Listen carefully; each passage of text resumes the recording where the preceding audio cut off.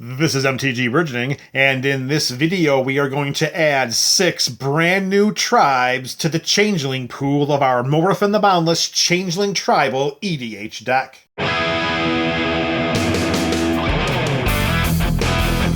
Thank you for joining us for this monumental installment of the Up and Up series. Today we are going to add 6 brand new tribes to the Changeling Pool, which will bring our total tribal count up to 100 different tribes.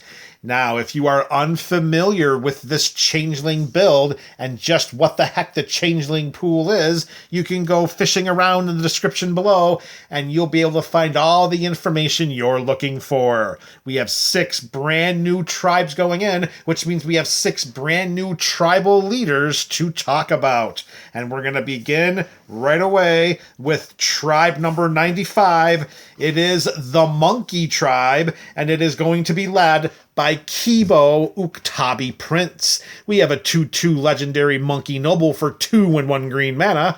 We can tap Kibo and have each player create a colorless artifact token named Banana with tap and sacrifice this artifact, add red or green mana to your mana pool, and you gain 2 life.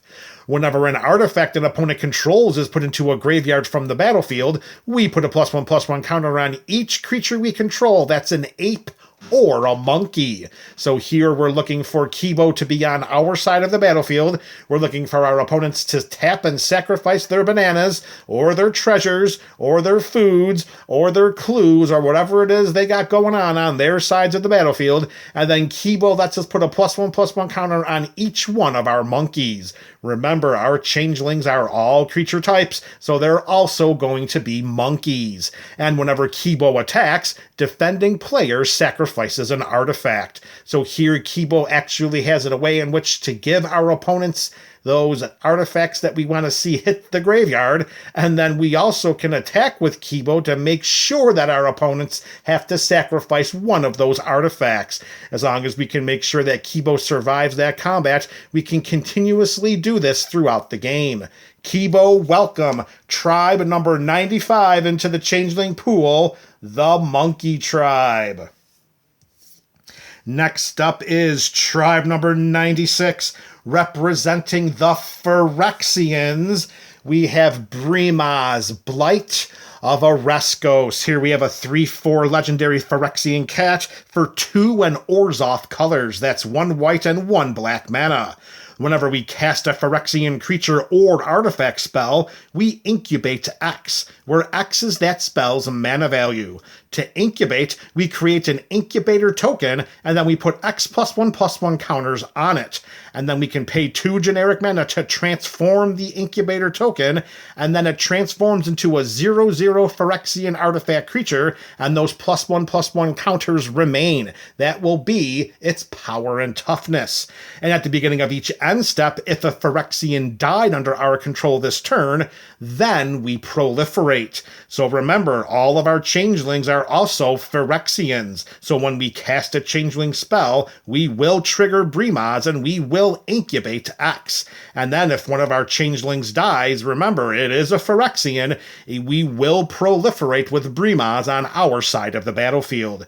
This allows us to eventually populate our side of the battlefield, not populate the ability, populate the verb. This allows us to put some tokens into play that can act as additional creatures when we pay the 2 to transform them into the Phyrexian artifact creatures. They go from incubator to creature, and then those +1/+1 counters could grow each time one of our Phyrexians dies. Brimaz, welcome to the Changeling Pool. You are tribe number 96, the Phyrexians.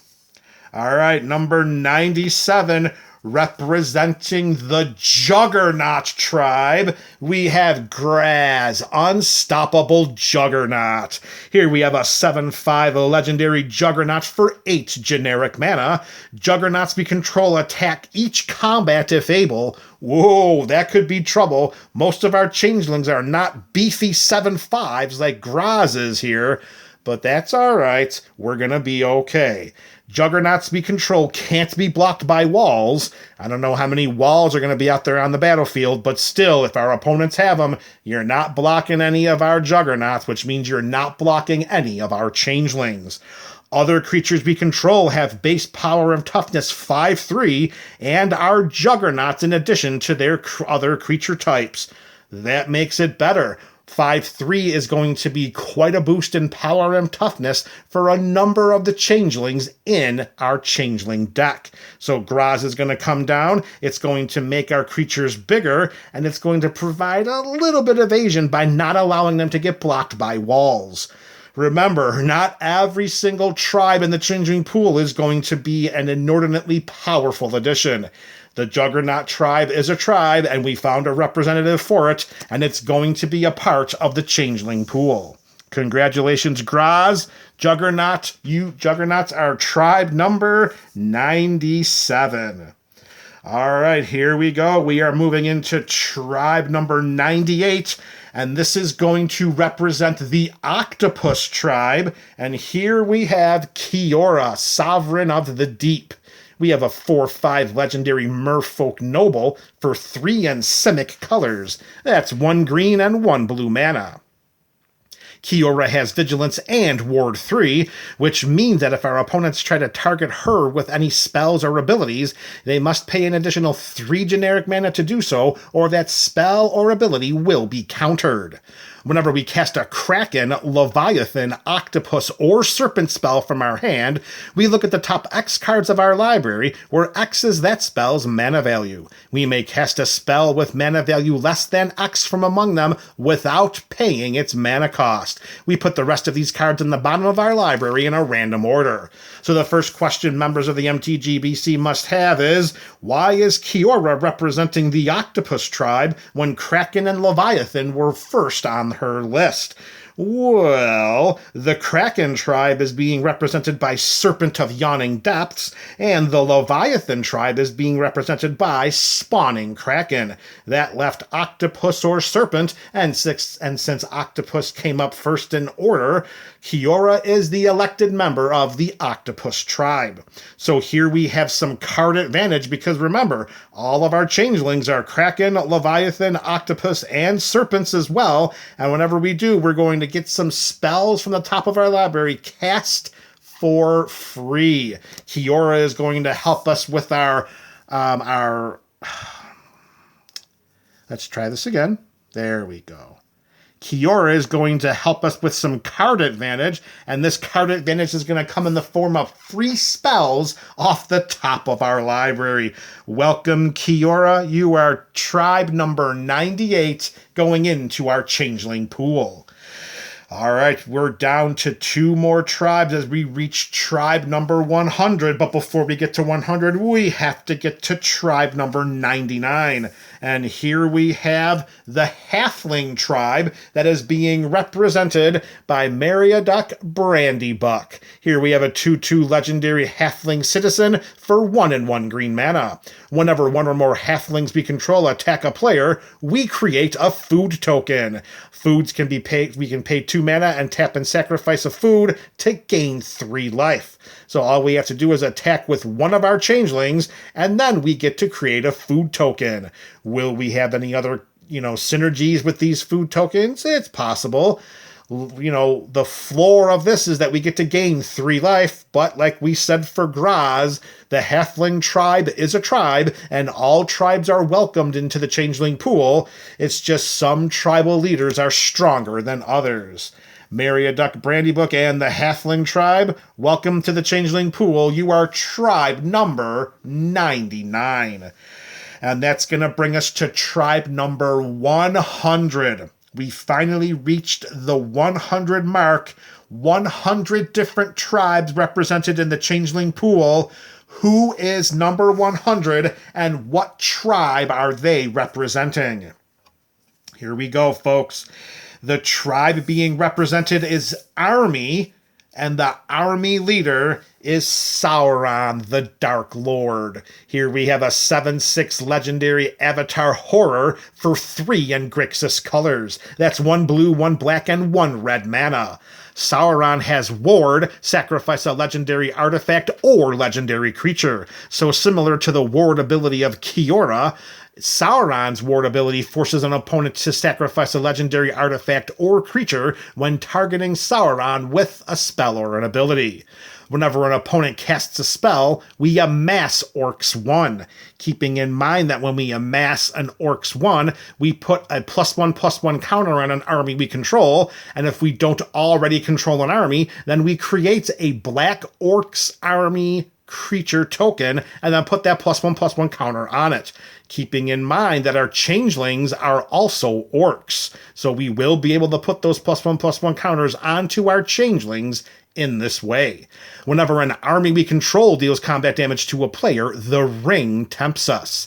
And as the ring tempts us, we may discard our hand, and if we do, we draw 4 cards. Remember, changelings are armies, and all we need to do is to have a changeling deal combat damage to a player in order to have the ring tempt us. And for the ring, its abilities go from top to bottom, and once we have one part of the ring's abilities, the other previous abilities still click. It's not top to bottom and then top to bottom. The ring's abilities just continue to go all the way down until we get to the bottom. Very, very powerful addition here to the Changeling Pool. And then how about the card advantage? Having this be a tribal deck, we have a tendency to really go through our hand very early or mid portions of the game, while Sauron definitely allows us to put those cards back into our hand, because whenever the ring tempts us by an army dealing combat damage to to an opponent. Let me say this again. So if an army we control deals combat damage to a player and the ring tempts us, then when the ring tempts us, Sauron lets us discard our hand, and if we do, we're drawing 4 cards. So here we're getting the ability to buff our creatures. We're getting the ability to create an army if we don't already have one. We get to gain the abilities of the ring, and we also get the ability of card advantage. Sauron is going to be a very powerful addition to the Changeling Pool, the Changeling deck, and he is a very worthy inclusion as the 100th tribal leader, this one being Army. All right, there you have it, MTG BC. We have 6 brand new tribes into the Changeling Pool. Let me know your thoughts about these newbies in the comments section below. This is MTG Burgeoning, a channel for all things magic.